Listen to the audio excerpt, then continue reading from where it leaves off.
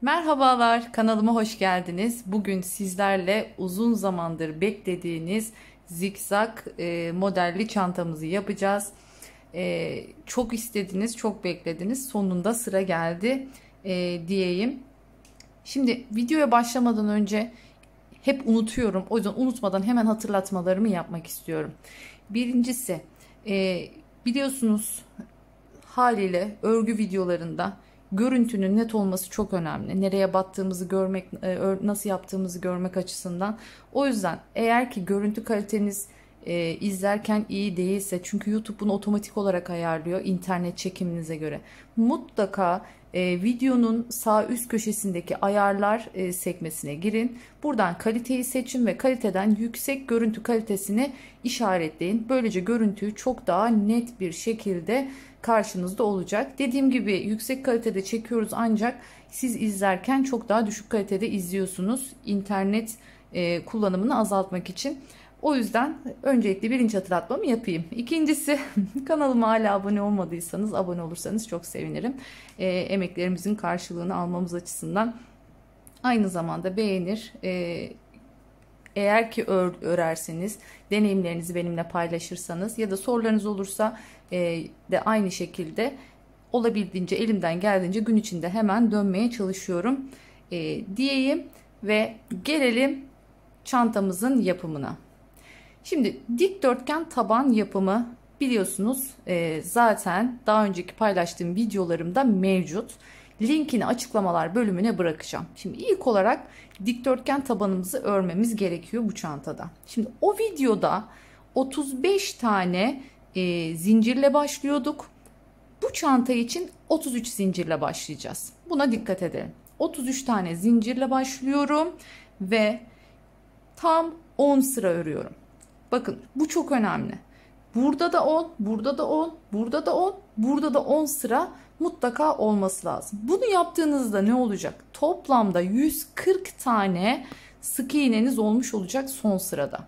Sayı ne ya benimkisi biraz daha şöyle olsun, böyle olsun deme şansınız yok. Yani arttıracaksanız da orantılı bir şekilde arttırmak durumundasınız. Şimdi ben örnek koyacağım için 140 sayısını elde ettim. İşaretlemelerim var farkındaysanız 10 tane zikzak koyacağız bu çantada. O 10 tane zikzağı koyarken de mutlaka ve mutlaka çantanın doğru yerlerine koymaya özen göstereceğiz. Bunun için ne yapıyoruz? Şimdi öncelikle ilk yanları baz alıyoruz. Şimdi yanlarda şöyle görüyorsunuz ben işaretlememi yaptım. Arada şu iki tane işaretleyicimin tam arasında 1, 2, 3, 4, 5, 6, 7, 8, 9, 10, 11, 12, 13 tane göz bırakıyorum. Aradaki sayının mutlaka tek olması lazım. Buna dikkat edin. Çünkü bu 13, 11, 9, 7, 5, 3, 1 diye gidecek. Mutlaka tek sayı olacak. O V'lerimizin düzgün olabilmesi için. Tam çantanın V'nin kenarın tam ortasına düzgün denk gelmesi için bu örneği önce bu kenarı ortalayarak işaretliyorum. Bakın iki taraftan da şöyle anlatayım. Siz de aynı şekilde tam bu ölçüyle yaparsanız 140 tane gözünüz eğer olursa şu köşeler bakın 1 2 3 1 2 3 bıraktığımızda şunları işaretleyicilerimizi koyuyoruz. Arada tam 13 tane de aynı zamanda sık iğnemiz olmuş oluyor.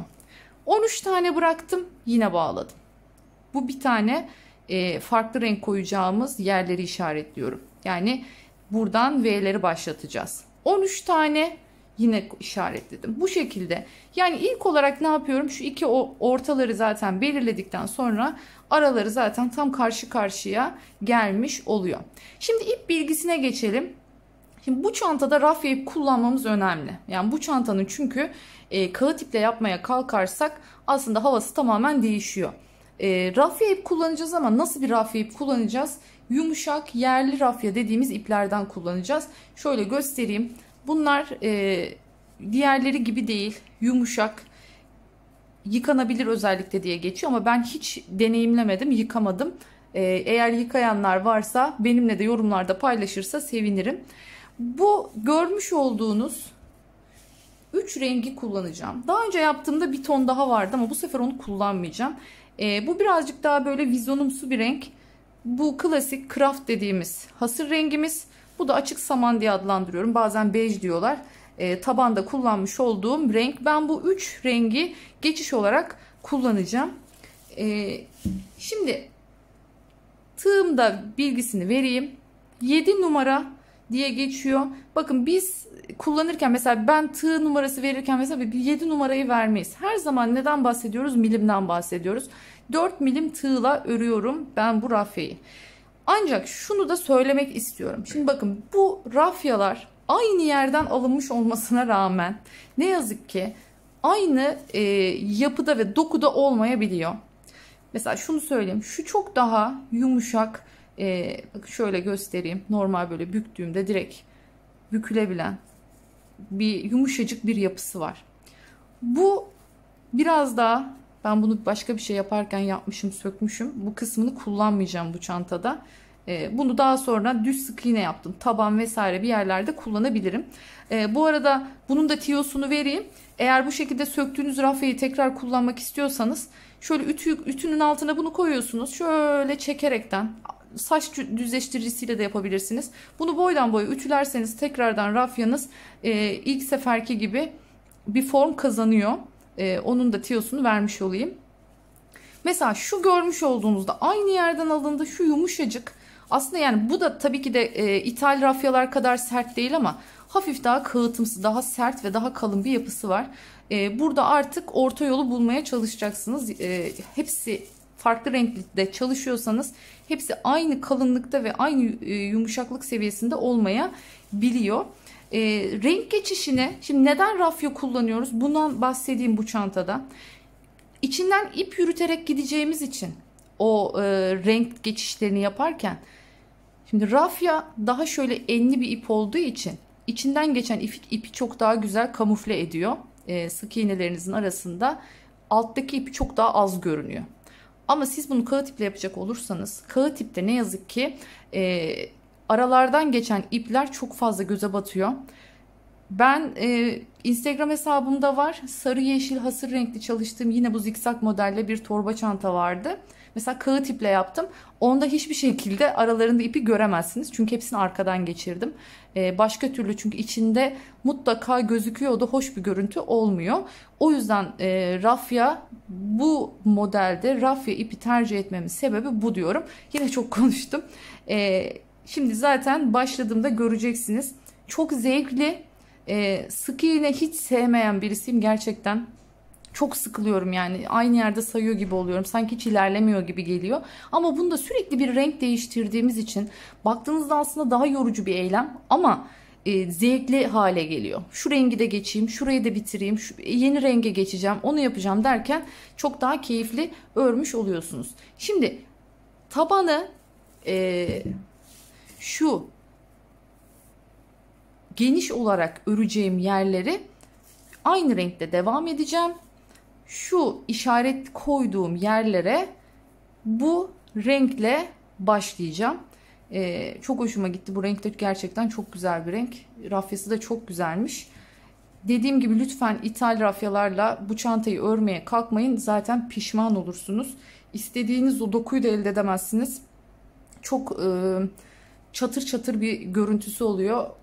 Onu daha farklı çantalarda kullanılabilir ama bu çanta için uygun değil. Tekrar hatırlatıyorum. Zaten fiyatından belli oluyor. İthal rafyalar biraz daha ucuz ve gramaj olarak çok daha büyük bobinlerde satılıyor. İthal rafyaları, pardon, yerli rafyalar ise 150 gramlık daha küçük bobinler halinde satılıyor. Dedikten sonra başlayalım. Şimdi nereden başlayacağız? Her zaman ne demiştim? Çantaların üste geçerken bakın tamamen bitirdim ben bunu. Ağzını görüyorsunuz, bitirdim. Bunu sonra ne yapacağım? İğneyle içine yataydan gizleyeceğim. Bu arada şunu tekrar hatırlatıyorum. Bakın bu çok önemli bir detay. Göz sayınızı arttırırsınız eğer dediğimi yapmazsanız. Hatta çıkartıp tekrardan göstereyim. Dikdörtgen tabanda bitirme işlemi çok önemli.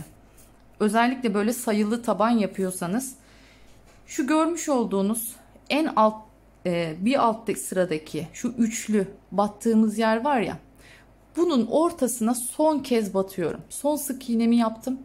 İpimi çıkartıyorum. Yani birincisine battım, ikincisine battım, üçüncüsüne artık batmıyorum. Şimdi burada bunu gizleyeceğim ya. Şimdi gördüğüm hata şu. Hemen şu yanındakine gizliyorsunuz. Haliyle bu arada bir göz daha arttırıyor. Bunu yapmayacağız. Bir sonrakine geçiyoruz. Yani bu değil, buna geçiyoruz. Buradan bunu çektiğimizde, bunu buraya bağladığımızda zaten şu mevcut alttakinin üstünü bununla ne yapmış oluyoruz? Kapatmış oluyoruz. Onun yerine geçiyor bu. Böylece sayınız artmaz, tam tutar. Buna mutlaka dikkat edelim. Şimdi ortadan başlayacağız.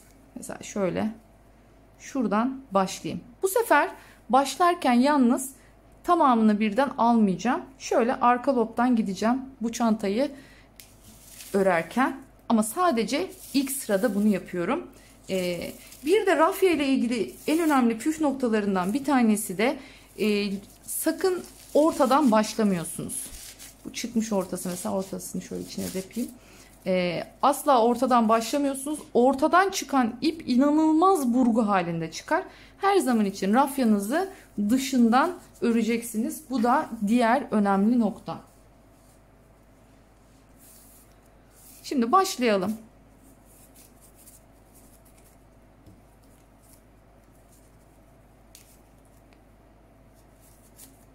Şöyle girdim. Alttan ipimi çektim. Çıkarttım. Bu benim birinci sık iğnemin yerine geçiyor. Hemen yana geçiyorum. Yana geçerken şu ipimi içinde geçireceğim. Bakın şuraya kadar içinden zaten bu ip geçeceği için yeni ipimi koymuyorum. Ama ne demiştik? Bu örnek tamamen alttan ip yürütülerek gideceği için mutlaka şu ipin o başlayacağımız yere kadar gelmesi lazım. Çünkü o zaman burası ince örgü olur. Diğer yerler daha kalın örgü olur. Buna da dikkat edelim. Geldim ikincisine. Yaptım sık iğnemi. Şimdi işaretleyiciyle yaptığımızda saymak zorunda kalmıyoruz. İşaretleyiciye gelene kadar rahatça örmüş oluyoruz. Şimdi bakın, işaretleyicinin olduğu ilmek bu. Şu an ondan bir öncekindeyim. Şimdi ne yapıyorum? Geldim. Şu kıvama getirdim. Şimdi burada artık rengime geçmem lazım.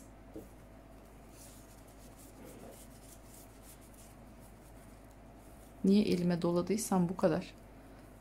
Alt tarafı bir tane sık iğne yapacağım. Şöyle sonra şunu birazcık çekiyorum. Sıkılaştırıyorum. Ve işaretleyicimi koyduğum yere yeni rengimle geçiyorum. Artık şunu burada bırakıyorum. Bunu devam ettireceğim. Aynı zamanda da şu hasır rengi de içinde artık devam ettireceğim. Geldim. Bunu da bu kıvama getirdim. Bırakıyorum. Tekrardan neye geçtim? Hasır rengime geçtim.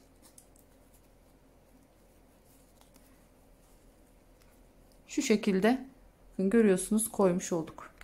Yukarıda kalmış kameram, artık indirebilirim. Devam ediyorum. Yine açık rengimle. Renk seçimi tamamen size kalmış. Ben daha hasır tonlarında bir çalışma yapmak istediğim için bu renkleri tercih ettim. Ama eğer ki siz başka renklerde de bu çantayı yapabilirsiniz.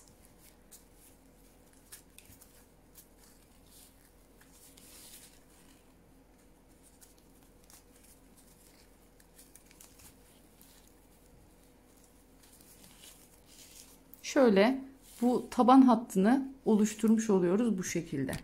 Bu sefer de çok mu yakın oldu?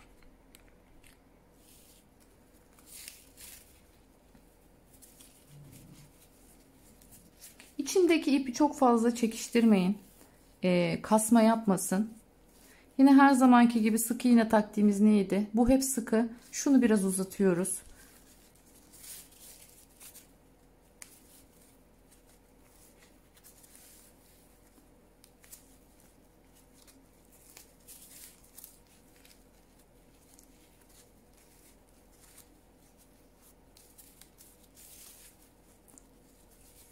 Devam ediyorum.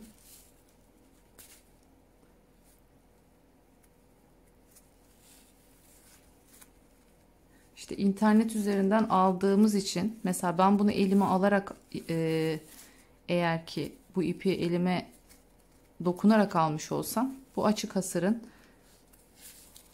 tercih etmem yapısından dolayı. Ama internetten alıyoruz. Açıkçası neden bilmiyorum. Çok farklı markadan aldım. Bu açık hasır renginde hep bu problem var. Daha kağıtımsı üretilmiş bunlar. Şimdi geldik yine bakın renk değiştireceğim kısma geldim. İşaretlediğim kısma geldim. Şimdi bunu çıkartıyorum artık buradan. Şu aşamadayken ne yapıyorum? Hemen yeni ipime geçiyorum. Kastettiğim şey şu. Siz bunu geçirirken bu çok fazla uzuyor. Şunu alttan çekiştirerek biraz kısaltmaya çalışın. Hemen yeni rengimi koyuyorum. Tekrardan beyaz ipimle devam edeceğim.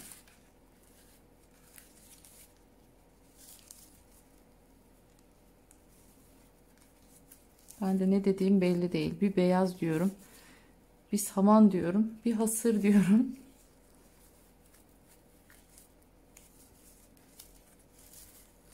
Aslında baya bej gibi yani. Açık saman diye geçiyor ama baya beje yakın bir renk.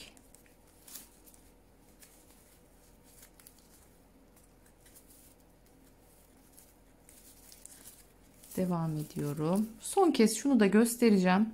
Sonra sıra sonuna kadar örüp geleceğim.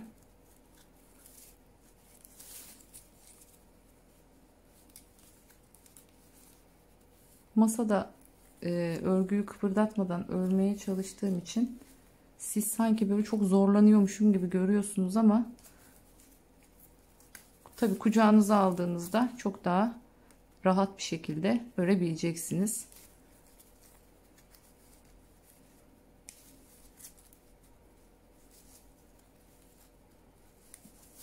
Evet. Yine bakın bir önceki işaretlediğim yerin bir öncesine geldim. Hemen buraya giriyorum. Çıkarttım. Burada kaldım.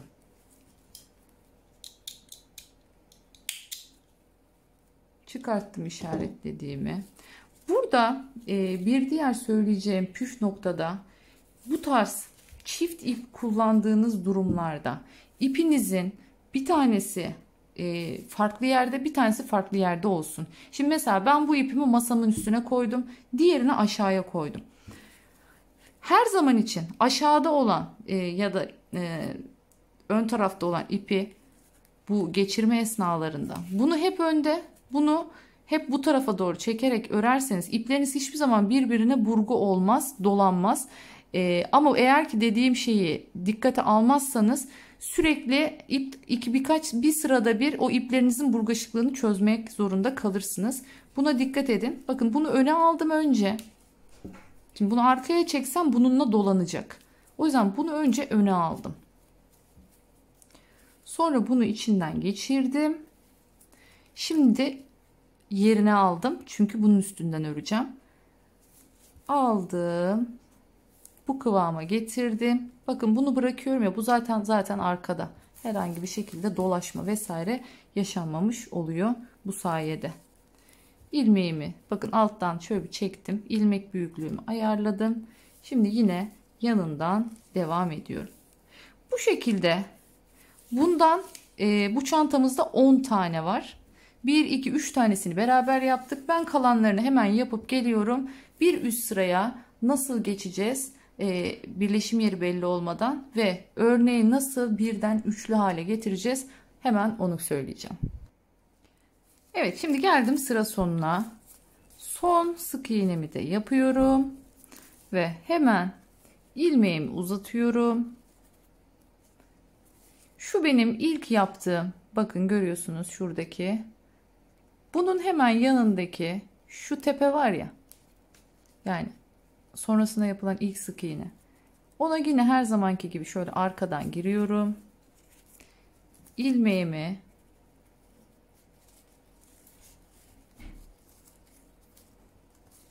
şöyle arkaya çekiyorum. Sonrasında bunu şöyle tuttum. O ilmeğin devamı, o şuradan giriyorum. Arkadan ilmeği geçiriyorum. Hafif şöyle sıkıştıralım biraz. Sonrasında şöyle tekrardan aynı onun üzerine, bakın başlangıçtakinin aynısı yaptım. Devam ediyorum. Artık arka loba değil, normal tamamen sık iğnelerimin tepesine batacağım. Şimdi ilerledikçe zevklenecek. Şu 1'e 13 örmeler biraz sıkıcı oluyor. Çünkü şunda tam bir sık iğne bile öremiyorsun ya. Ama bakın şimdi artık buraya üçlü koyacağız. Şimdi şuraya vizon rengi geleceği için ondan hemen önceki yerde şunu aldım. Ne yapıyorduk? Hasırı her zaman için ne alıyorduk? Şöyle geçirdim. Sonrasında artık ipimi içinden yine yürütüyorum. Unutmayalım bunu. Vizon rengimle 1 2 üçüncüye geldim. Yarımda bıraktım. Hemen geçtim hasır rengi ipime. Hafif şöyle tekrar çekiştiriyorum. Altından yürütmeye devam edeceğim. Tekrardan hemen 13 tane sık iğnemi yapacağım. Güzel batamadım. Tam köşe olduğu için çok fazla esnetmeyin. Aynı ilmekleriniz aynı şeyde olsun. Şöyle hafif içe doğru bükebilirsiniz gerekirse. İlk etapta böyle masanın üstüne, daha sonra bu şöyle dışa doğru zaten döndüreceğiz.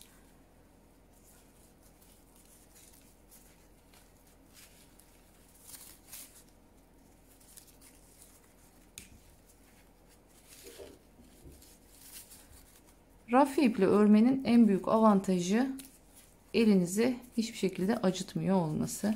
K-tip gibi değil. Hani K-tip artık beni de acıtmıyor ama yeni başlayanlar, çok fazla mesaj alıyorum yumuşatma falan konularıyla ilgili. Ellerimiz çok acıyor diye. İlk başta olur. O sürten bölgelerinize, acıyan bölgelerinize yara bandı yapıştırın. Sonrasında zaten oralar artık alışıyor. Acıma hissi ortadan kalkıyor. Sakın ipi yumuşatmaya kalkmayın kağıt iple çalışırken. Çünkü eğer siz ipinizi yumuşatmaya kalkarsanız o ip bir tur yıpranacak. Sonra örerken bir tur daha yıpratacaksınız. Kullanırken derken zaten çantanızın ömründen yemiş olursunuz. Sakın o yumuşatma işlemi yapmayın. Bir de kağıt ipin en güzel tarafı o sertliği, o tok duruşu. O duruşu da kaybetmiş oluyorsunuz. Geldik. Yine bakın bunun üçleyeceğim için şurası artık vizon rengi olacak. Hemen bir öncesine geldiğimde vizon rengine geçeceğim. Ne yapıyorum? Bakın hasır ipi öne çektim. Çok küçük bir detay gibi görünüyor ama hayat kurtarıyor. Gerçekten bu yöntemi uygulamazsanız iplere dolandıkça dolanırsınız. Ben ilk başta hep onu da arkaya alıyordum. Onu onun arkasına derken ipler böyle burga haline geliyordu. Sonra bir de onları ayıklamakla uğraşıyordum. Çok sinir oluyordum. Sonra kendimce bu yöntemi geliştirince Artık hiç öyle bir sorunum yok. İpler hiç birbirine dolanmıyor. Birinciyi yaptım. İkinciyi yaptım. Üçüncüyü yaptım. Bıraktım. Geldim tekrardan hasır rengi ipime. Kastettiğim şey şu. Bakın bu kadar uzadı. Hemen bunu alttan şöyle çekip diğerleriyle aynı ilmek görüntüsüne getiriyorum. Devam edeceğim bu şekilde. Şimdi yine sıra sonuna gelelim. Sıra sonunu bir kez daha beraber yapalım. Beşliği koyalım. Ondan sonra zaten artık örnek anlaşıldı diye düşünüyorum. Beşliği de koyduktan sonra artık ne zamana kadar ben öreceğim? Şu ve yani bu 13 ile başladık ya, bu 13, 11, 9, 7 diye gidiyor dedik ya, bu 1'e düşene kadar aynı şekilde haliyle bu sefer de ne olmuş olacak? Bu 1 ile başlamıştı. Vizon rengi bu sefer 13'e çıkacak. Bu da 13'e çıkana kadar örüyorum.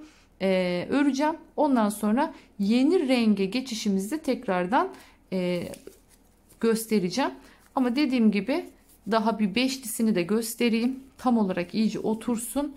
Ondan sonra artık V'yi tamamlayana kadar kendiniz devam edersiniz. Evet, geldik yine birleşim yerine. Görüyorsunuz. Hemen nereden? Şu benim devam eden ilmeğimdi. Şuradan giremedim. Evet, şu görmüş olduğunuz ilmeğe arkadan geliyorum. İlmeğimi geçirdim. Arkaya çektim. Tuttum ucunu. Girdim buradan. Geçirdim arkadan. Şöyle bir sıkıştırdım. Ve çıkarttım. Sonra ilmeğimi yeniden oluşturdum. Bu şekilde devam eden bir görüntümüz oluyor. Hemen bu ipi tekrardan aldım. İçinden yürütmeye devam ediyorum.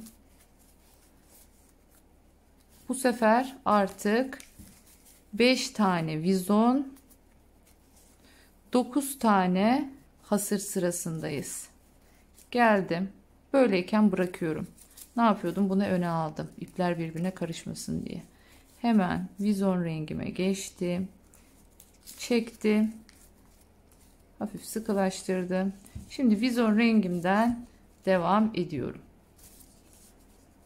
Bakın bir öncesi artık şunu beşleyeceğimiz için merdiven basamağı gibi yavaş yavaş kayıyoruz. Bunu yaptım. Bir, ikinciyi yaptım. Üçüncüyü yaptım.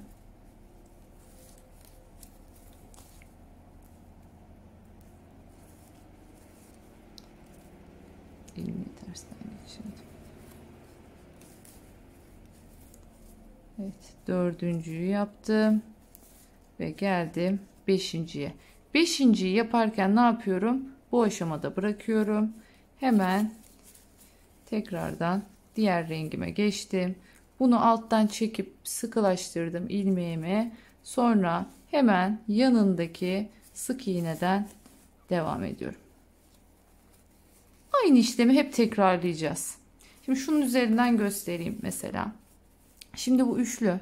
Bir sonraki şimdi ne olacak? Bu beşli olacak. Sonra yedili, sonra dokuzlu, sonra 11, sonra 13 olacak. Haliyle bu 13'e çıkarsa bu da 1'e düşmüş olacak. Sonra yeni rengi nasıl koyuyoruz? Orayı göstereceğim. O zamana kadar örüp gelelim. Evet, şimdi geldim önemli bir püf noktasına.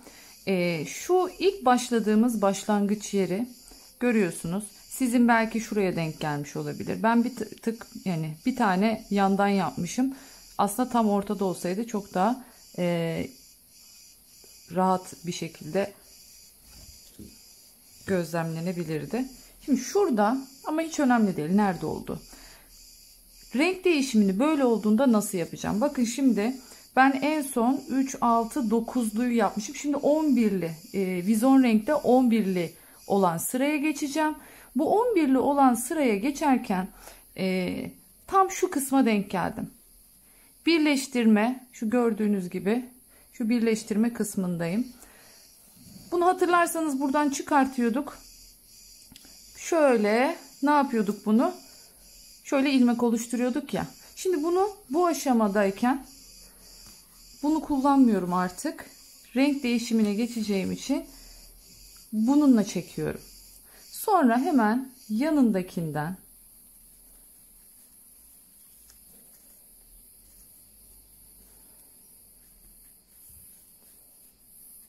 normal sık iğnemi yapmaya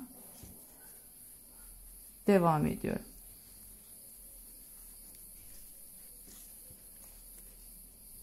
Şunu da yapayım, bir göstereyim. Evet, bu şekilde görüyorsunuz. Yine aynı şu sık iğnenin üstünde düzgün bir şekilde bu renk değişimini gerçekleştirmiş olduk. Bu sayede eğer sizin buraya denk geldiyse bu bir üst sıraya geçmeniz, siz bunu bir sonraki aşamada yapıyor olacaksınız. Yani bir sonraki sırada yapıyor olacaksınız. Ama nasıl yapıldığını bu şekilde de göstermiş oldum. Buna da dikkat edelim. Bunu ara ara yaşayacağız, bu durumu. Bu ilmekte dediğim gibi ilmeğinizi hazırlıyorsunuz ama çekerken yeni ipe geçiyorsunuz. Bunu da göstermiş oldum. Devam edelim. Dediğim gibi artık bakın sona yaklaşıyorum. Şimdi 11 vizonludayım. Bir sonraki sırada 13 vizon bir hasıra geleceğim. Ondan sonra artık yeni renk değişimi aşamasına gelmiş olacağız. Evet, artık geldik sonuna. Şimdi en son şurayı tekrar göstereyim bir. İyice anlaşılsın. Bakın 13 tane vizon, 13 tane vizon burada. Tam arasındayım şu anda. Şu araya artık bir tane hasır, açık hasırdan yapacağım ve açık hasırla işim tamamen bu sırada artık bitiyor. Bu konumdayken şuraya bir tane hasır yapmam gerekiyor ya. Şöyle hemen hasır rengi ipime geçiyorum.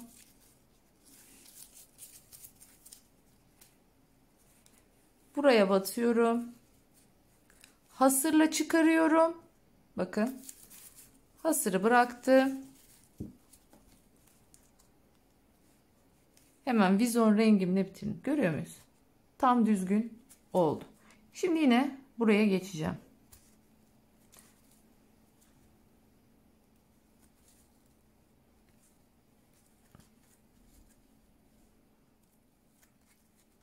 Şöyle sıkılaştırdım. Çıkarttım. Çektim. Artık bu iple işimiz bitti. Bu ipimizi ortadan kaldırıyoruz. Sıradaki ipimize geçeceğiz. Şimdi sıradaki örneği ipi nereden koymaya başlayacağız. Burada artık bu V'lerimizin devamı burası koyu vizonla devam edecek. Yani bunun V olabilmesi için. Şurada 13 tane hatırlarsanız göz sayımız vardı. Bunun tam ortasına geleceğiz. Yani şöyle söyleyeyim. Birincisini ördüm. 1, 2, 3, 4, 5, 6. Şu 7. bunun ortası olmuş oluyor. Şöyle göstereyim burada. Bu 7. bunun ortası. Bakın bu tarafta da yine 1, 2, 3, 4, 5, 6 tane vizon var. Tam şu ortaya artık neyle başlıyorum? Şu görmüş olduğunuz craft rengimle devam edeceğim. Şimdi buraya kadar bir gelelim. Şu ipi de içinden şöyle devam ettiriyorum buraya.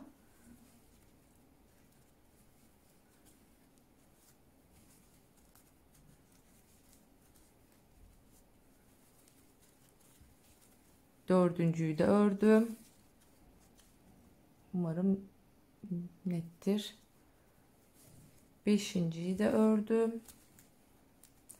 Altıncıyı örerken ne yapıyorduk? Sınıra geldiğimizde bunu burada bıraktım. Şimdi nereye geçiyorum? Artık yeni ipime geçiyorum.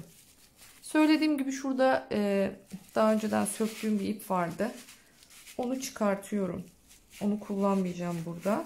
Dediğim gibi onu tek başına bir taban yapımında ya da sap yapımında vesairede kullanabiliriz.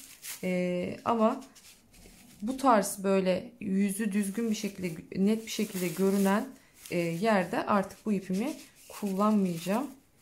Görüntü güzel olsun istiyorum. Hemen ipimi hazırlayıp geliyorum. Geldim hasır rengime. Artık şu işaret koyduğum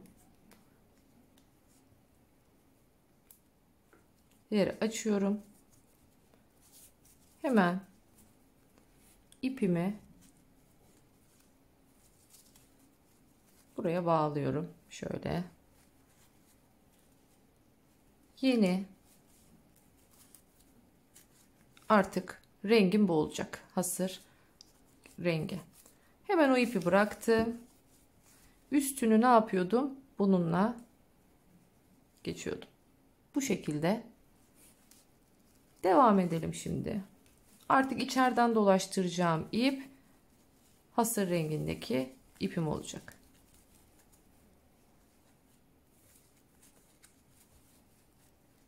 Şimdi bundan 13 tane bu şekilde öreceğim.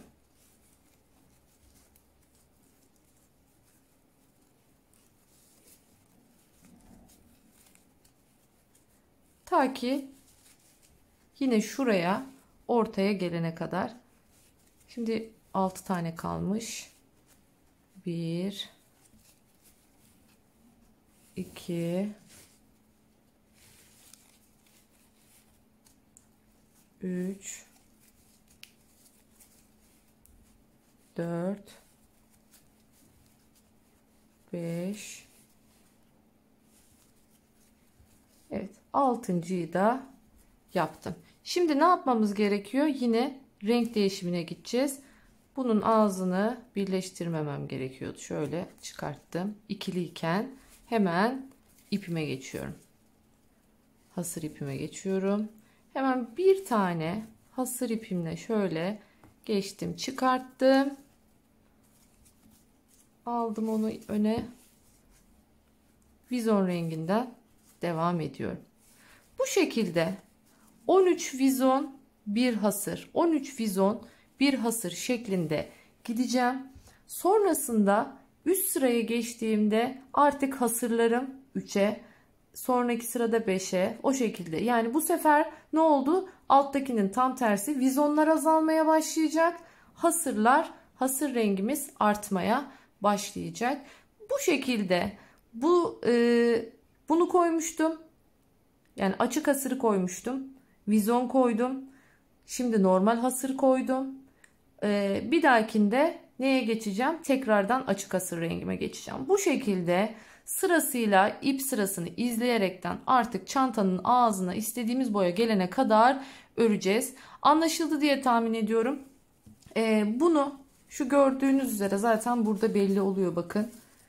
Şu ilk başta koyduğumuz vizonda koyduğumuz sıranın devamı zaten, bakın. O zaman bu ne demek oluyor? Şu görmüş olduğunuzun devamı. Bir dahakine burada koyacağım. Bu arayı tamamen vizonla devam edeceğim.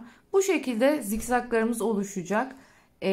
Önemli olan işte burada ip geçişini doğru yapmak. İp geçişini zaten alt sırada güzelce anlatmıştım. Çantanın ağzına kadar artık gelelim. Ağzını nasıl kapatacağız? Son şeklini nasıl vereceğiz? Astar kısmı vesairesi, sapı derken bu güzel çantayı hep birlikte tamamlayacağız. Ağzına kadar örüyorum ve daha sonra tekrar devam ediyoruz. Evet, şimdi istediğimiz boya getirdik, ördük. Hemen ölçülerini de söylemek istiyorum tam olarak. Tabanda 33 santimlik bir boyumuz vardı. 13,5 santimlikte bir enimiz var tabanda. Devamında 30 santim yukarıya kadar gittim. Bu zevk meselesi, tercih meselesi. İsterseniz yani 28'lerde falan da bırakabilirsiniz. Ama daha altını yapmanızı tavsiye etmem çantanın duruşu bakımından. Şimdi artık nereye geldik? Ağzını, ağız süsünü yapacağız. Sonrasında şöyle bir tane zincirimiz var. Sapında kullanacağımız. Bu zincirin etrafını öreceğiz ve geriye sadece ne kalacak? Astarıp takıp sonrasında aksesuarlarını tamamlamak kalacak. O zaman hemen ağzını bitirelim. Sonrasında da sapımızı hazırlayalım. Şimdi ben normalde ağzını şu renkten yapmayı düşünmüştüm. Bu renkten yapacağım için de demiştim ki hani iplerimi kopartıp temizlemiştim. Ama vazgeçtim. Kendi hasır renginden yapmaya karar verdim. O yüzden tekrardan başlayacağım. Burada şu detayı vermek istiyorum. Şimdi biz sık iğne yaptığımız için ve sık iğnede de hep sık iğnenin üzerindeki şu boşluklara battığımız için bakın bu sık iğnenin hafif kayık tarafı diyelim, yani tam merkezi göbeği olmuyor. Haliyle yavaş yavaş kaymaya başlıyor birazcık. Yani zikzaklarınız dikkat ettiyseniz böyle tam bir dik değil de hafif şöyle yatay şekilde oluyor. Bunu önlemek için ne yapabilirsiniz? Bunu önlemenin yolu özellikle penye iple sepet örümünde de çok fazla gördüğümüz bir modeldir bu. Şu başak dedikleri, yani şu V'lerimizin tam şu şekilde göbeğine girmek gerekiyor o zaman. Yani şu üstte değil, göbeğine girerseniz o zaman örgünüz dümdüz yukarı doğru çıkar. Ama tabii ki de bu büyüklükte bir çantayı o yöntemle örmek gerçekten çok zor. Bir de onu batmaya çalışırken rafiyeyi de çok yıpratmış oluyorsunuz. Sonuçta bu zikzak görüntüsü de rahatsız etmiyor. Şu yan taraftaki şöyle biraz kaldırayım. Bunu da göstereyim. Şimdi biliyorsunuz şöyle bir yanda da bir birleştirmemiz gidiyordu. Bakın bu da böyle ister istemez bu tarafa doğru kayıp gidiyor. Görülebiliyor mu bilmiyorum. Mesela şuradan tam ortadan başlamışız. Şöyle şu tarafa doğru kaymış gitmiş bitme aşamasında. Bu çantamızı biz şu şekilde yanlarını katlayarak kullanacağımız için gözükmeyecek, yani dikkat çekmeyecek şu forma getireceğimiz için. O yüzden o konuda da içiniz rahat olsun. Niye böyle kayıp gidiyor bu, niye kaydı diye endişe etmeyin diyorum. O zaman hemen başlayalım. Bir çantamızın ağzını kapatalım. Çanta büyük olunca inelim birazcık daha. Şimdi yine aynı yengeç bacağı dediğimiz ters sık iğne yöntemiyle bu çantamızın ağzını bitireceğiz. Şöyle giriyorum. Bir tane şöyle sıkılaştırıyorum. Sıkılaştırdım bunu. Sonra bunu ne yapıyorduk? Uzatıyorduk. Uzattık. Bir sık iğne atlıyorum. Bir öncekine giriyorum. İpimi çıkarttım. Şöyle bir görüntü oluşuyor. İlmek görüntüsü oluyor. Bunun ikisini birden çektim. Şimdi geliyorum. Yine uzattım. Uzatmak çok önemli çünkü çantalarınızın ağzı büzülür eğer bunu yapmazsanız. Bir tane atladım. Yana geçtim. Ve yine aynı şekilde topladım. Uzattım. Bir atladım. Yana geçtim. Aynı şekilde çıkarttım. Uzattım. Buna değil yanındakine bir göz atlıyorum. Kamera bu yapıyor arada bir. Şöyle çıkarttım. Çektim. Uzatıyorum bakın yine. Bir tane atladım. Şöyle çıkarttım. Uzattım. Bir tane atladım. Çıkarttım. Ben bir önceki çantanın ağzında sadece ilmek kaydırma kullanmıştım. Dilerseniz öyle de yapabilirsiniz. Uzattım, çıkarttım. Bu şekilde sıra sonuna kadar geleyim. Sıra sonunda nasıl bitiriyoruz ona bakalım. Evet, geldik şimdi sıra sonuna. Her zamanki gibi sıra sonuna geldiğimiz zaman ne yapıyorduk? İğnemizi kullanıyorduk. Şöyle bakın, rafyanın açılmış halinde göstereyim size. Şu şekilde bir dokusu var. Makasımı almamışım yanına, hemen şöyle göstereyim. Çıkartıyorduk ilmeğimizi. taktık. Şöyle bunu arkaya alıyorduk. Şöyle göstereyim. İlk başladığı yerden çıkıyorum. İlk başladığımız yer burası. Çektim bunu arkaya. Şimdi tekrardan şöyle bir sonraki yerden şöyle girip artık ipimi arkaya çekiyorum. Şimdi bu şekilde ağzını tamamladık. Artık bunları ne yapacağım? İçeride gizleyeceğim. Ne yapıyorduk? Yataydan gizliyorduk her zaman. Lütfen bunu unutmayalım. Şimdi şöyle göstereyim. Bakın herhangi bir kasma vesaire söz konusu değil. Buna çok dikkat edin. Eğer uzatmazsanız dediğim gibi çantanızın ağzı şöyle içe doğru şöyle ağzı toplanır, büzülür. Şimdi bu ütü aşamasına geçecek. Ütüleyeceğiz. Sonra astarı dikilecek, hazırlanacak. Astarı için de yine bir önceki yaptığım çantada kullandığım astarlama yöntemi kullanılacak. Yine o çantanın linkini de açıklamalar bölümüne ekleyeceğim. Astarlamanın nasıl yapıldığını, çantanın içine gizli dikiş yöntemiyle nasıl sabitlendiğini oradan izleyebilirsiniz. Şimdi hep beraber sapımızı yapmaya başlayalım. Evet, başlıyoruz şimdi. 60 santimlik bir zincirim var. Kol çantası için 60 santim ideal oluyor. Şimdi şöyle ilk zincirin içinden girdim. Şu şekilde bir tane sıkıştırdım. Şimdi bunu şöyle göstereyim. Şöyle bir döndürüyorum şuradan. Sabitlemek için. Şöyle bir döndürdüm. Sonrasında bu ipi alttan yürüterekten gizleyeceğim. Şimdi bir zincirimizi çekmiştik. Bekleyelim. Şöyle bir zincir daha çekiyorum. Ve hemen nereye geçiyorum? Yan boşluğuma geçiyorum. İpimi de altından yürüteceğim dediğim gibi. Girdim. İkinci zincirdeyim. Bakın. Sık iğnemi yaptım. Hemen yine bir zincir çekiyorum. Yan zincire geçiyorum. İpimi altından yürütmeye devam ediyorum. Evet. Yine bir zincir çekiyorum. Bunu çekebiliriz artık. Onu oradan keseriz. Hemen bir diğer zincire geçtim. Sık iğnemizi yaptık. Yine bir zincir çektim. Yan tarafa. Hep bu şekilde gidiyoruz.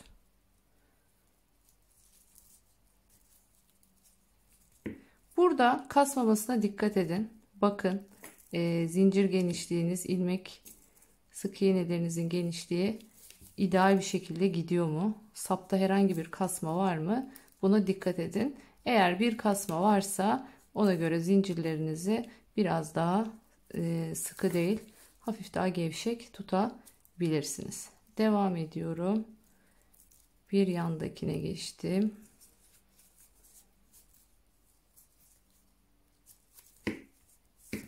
Şu şekilde sonuna kadar gidiyoruz. Bir sık iğne, bir zincir, bir sık iğne, bir zincir diye sonuna kadar gideceğiz. Daha sonra aynen şu sonunda hiç ipi koparmayacağız.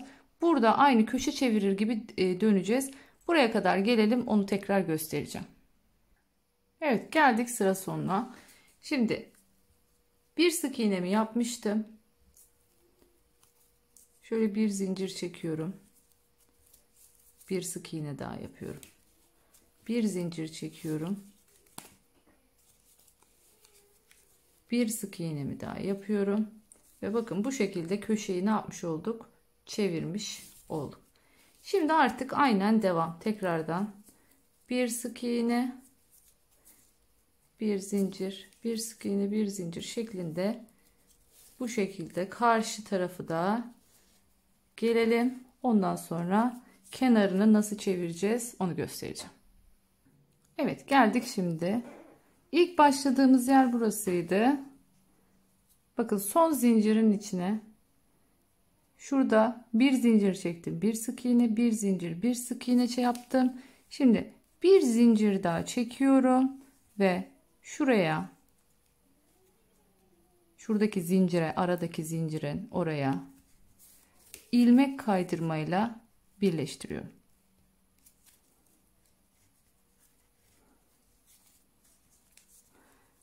Bir zincir çekiyorum. Uzatıyorum. Çantanın ağzında yaptığımız ters sık iğne yöntemini aynen yine buraya da yapıyorum. Bakın şunu atladım. Hemen yanındakine girdim. Burada zincirlere girmeye çalışacağım da zinciri, evet zincirmiş orası zaten. Boşluklara girebilirsiniz direkt. Evet, şimdi zincire girdim. Tamam. Şimdi bir sonraki zincir şu arada.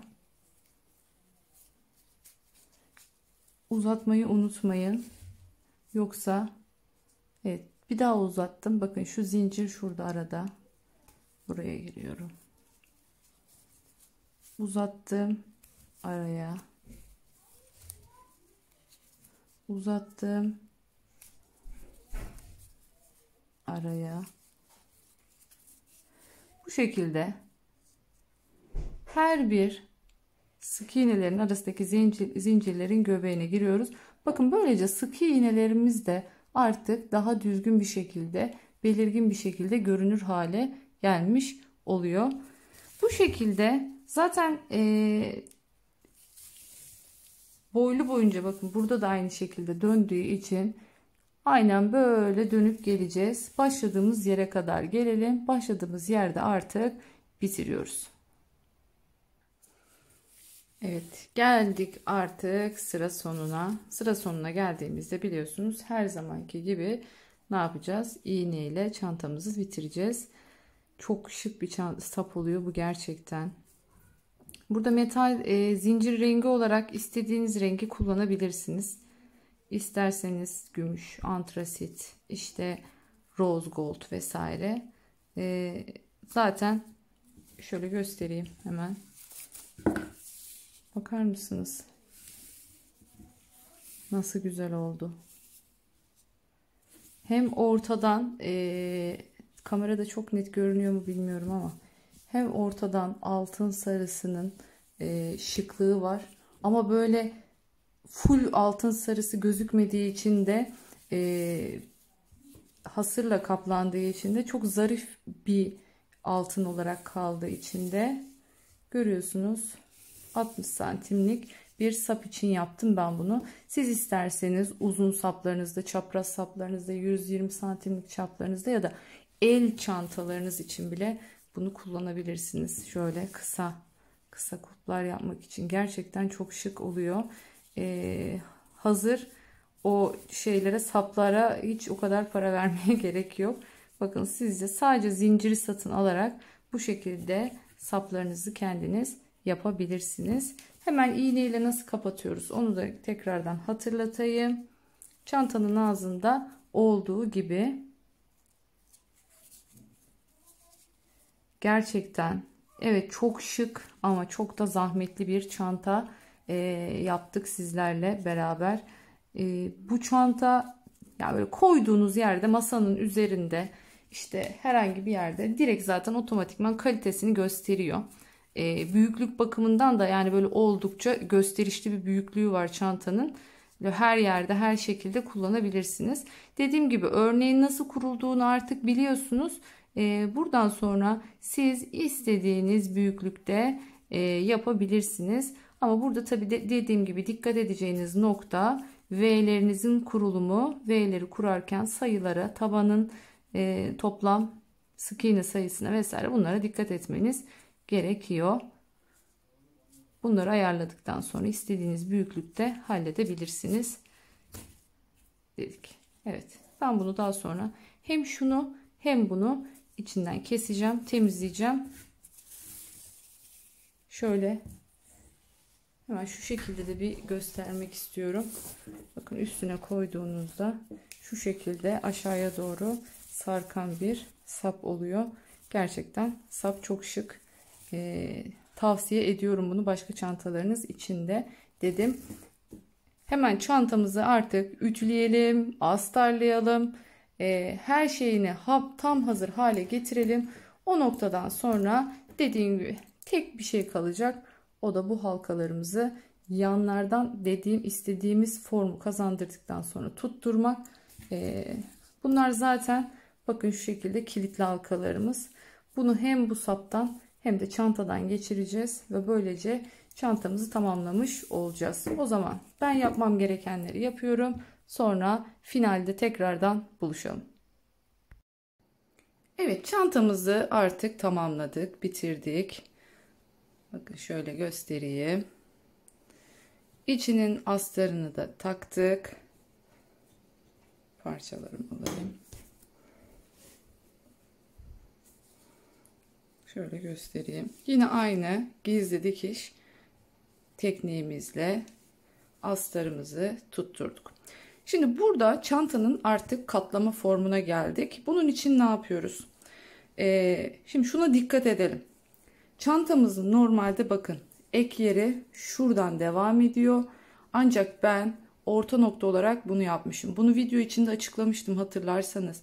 Sık iğnelerin hep tepesine battığımız için ister istemez bir kayma yaşanacak diye. O yüzden orta noktayı burası olarak almayacağız. Biz normal çantamızı şöyle güzelce koyduğumuzda, şöyle formunu verdiğimizde tam kenarlar nereye denk geliyorsa kenar ortalarımızı bu şekilde belirleyeceğiz. Şimdi kenar ortalarımı belirledikten sonra şunu yapacağım. Buranın içe gitmesini istiyorum ben. O yüzden sayıyorum şimdi. 1, 2, 3, 4, 5. Şu beşinciyi dışta bırakıyorum. Yine buradan sayıyorum. 1, 2, 3, 4, 5. Şu yine beşinciyi alıyorum şu şekilde. Şimdi bunlar benim burada kenarda olacak parçalarım. Yani çantamızın kenar formu şu şekilde içe doğru kıvrık olacak. Aynı işlemi bu taraf için de yapacağım. Şimdi bunu yaptıktan sonra şu şekilde halkalarım vardı. Bunlar kilitli halkalarımız. Şu şekilde kilitli. Burada şimdi bu kilitlerimi geçireceğim. Ben göstermek için yaptım. Şimdi sayaraktan geçireceğim onları. Şu beşinciye kenara gelecek şekilde bu halkamı takacağım. Takarken şuna dikkat edin. Yine boşluklardan takmaya çalışıyoruz. Şimdi şurası ortaysa şu beşinci ya benim kabul ettiğim orta. Şu beşincinin hemen bakın altındaki sık iğne bu. Onun bir önü bir sonrasında olacak şekilde geçireceğim. Şöyle netleyelim. Beşincinin bir önü burası. Hemen onun altından giriyorum. Altındaki değil, onun yanındakinin kenarından çıkıyorum. Şu şekilde birinci kısmı geçirmiş olduk. Aynı şeyi geliyorum burası için de yapıyorum. Sayalım tekrar. 1, 2, 3, 4, 5. Şimdi beşincinin altı burası. Bunun bir önü, yani şu hizaya düşünürsek bir önü burası. Buradan giriyorum. Bir sonrakinden çıkıyorum. Evet. Şu şekilde şöyle göstereyim. Bunu tek yerden tutturmayın. Eğer tek yerden tutturursanız sağlıklı olmayacaktır. Kopma vesaire yapabilir. O yüzden halkayı taktığınız yerin biraz geniş olması gerekiyor. Bakın bu şekilde buraya taktık. Aynısını karşı taraf için de yapıyorum. Yine halkamı aldım. Yine sayıyorum şimdi buradan. 1, 2, 3, 4, 5. Beşinci burada. Beşincinin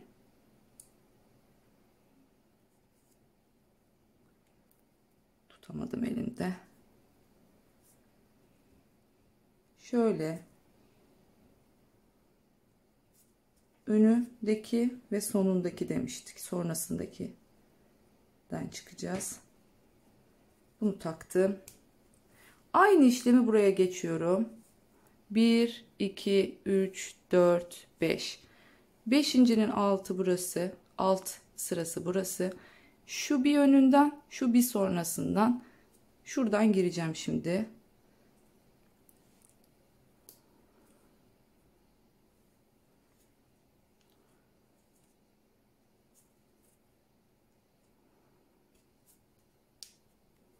Evet. Aynı işlemi karşı taraf için de yaptık. Bakın çantamızın ağzının formu bu şekilde olmuş oldu. Şöyle yan formlarını da göstereyim. Şekil buna döndü. Kadraj bu kadar sığıyor. Biraz daha yukarı kaldırmaya çalışayım. Şöyle bir form kazandırdık çantamızın ağız kısmına. Şimdi buraya artık ne yapacağız? Sapımızı geçireceğiz. Sapımızı daha önce hazırlamıştık hatırlarsanız. Şu sapımızdı. Şimdi burada aynı halkaya bir de bu sapımızı geçireceğiz. Şu kilitli halkamıza aynı şekilde kilidini açacağız. Şu en sonki halkasından sapımızı geçireceğiz. Bir de buradan geçirelim.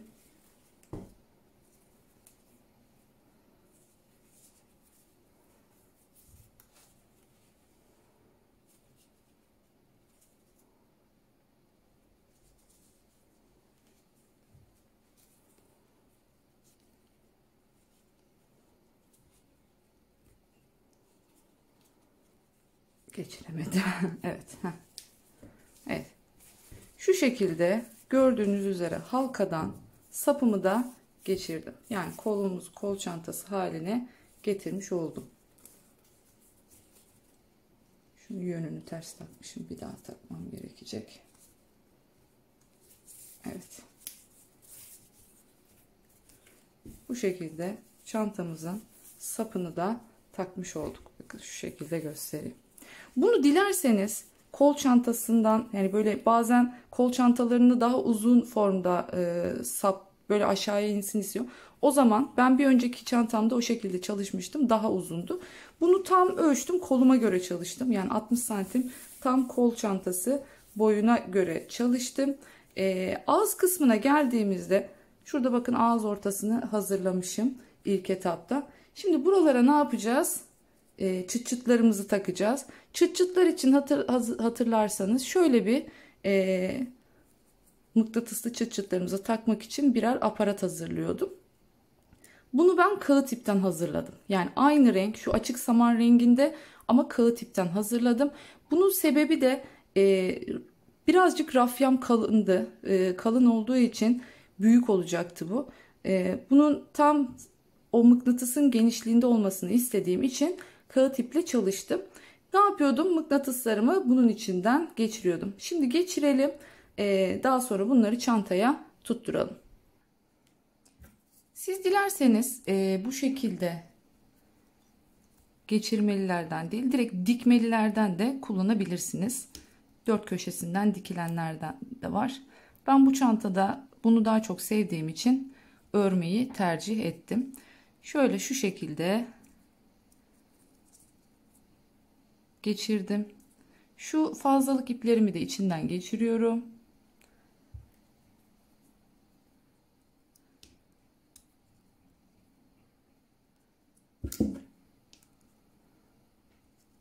Şimdi pense yardımıyla sıkıştıracağım.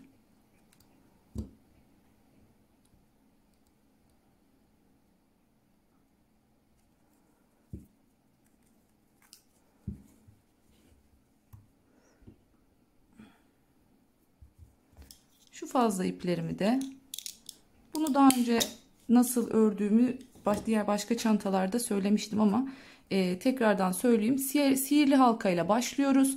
Sihirli halkaya 7 tane sık iğne yapıyoruz. Bir sonraki sırada her battığımız yere çift batıyoruz. Yani toplamda 14 tane sık iğnemiz olmuş oluyor ikinci sırada ve sıra sonuna geldiğimizde tekrardan iğne ile ne yapıyorduk? kapatıyorduk.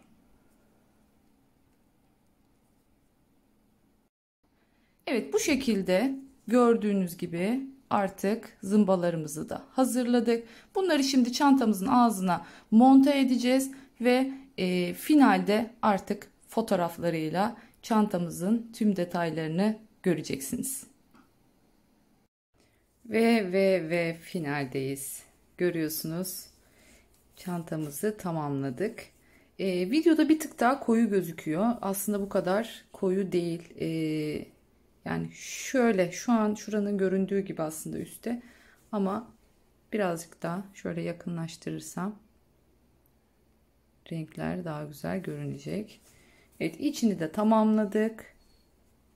Yalnız bitirdim dedim, bitirmemişim. İpini sıkıştırmayı unutmuşum. Görüyorsunuz, oldukça geniş hacimli. Şöyle astarını, detaylarına bakalım yakından. Şurada yine her zamanki gibi 2 bölmeli cebimiz var. Astar videosunu bir başka çantamda anlatmıştım. Onun astarlama kısmına bakabilmeniz için linkini açıklamalar bölümüne ekleyeceğim. Çok şık bir çanta oldu. Yine fotoğraflarını çekeceğim. Fotoğraflarını da finalde göreceksiniz. Hem bu çantamın hem de bundan önceki ördüğümün tonlarını koyacağım. Dediğim gibi ton, renk size kalmış. Örülüşünü gösterdim. İstediğiniz renklerde çalışabilirsiniz bu çantayı diyorum. Teşekkür ediyorum. Kendinize çok iyi bakın. Bir sonraki videoda görüşmek dileğiyle. Hoşça kalın.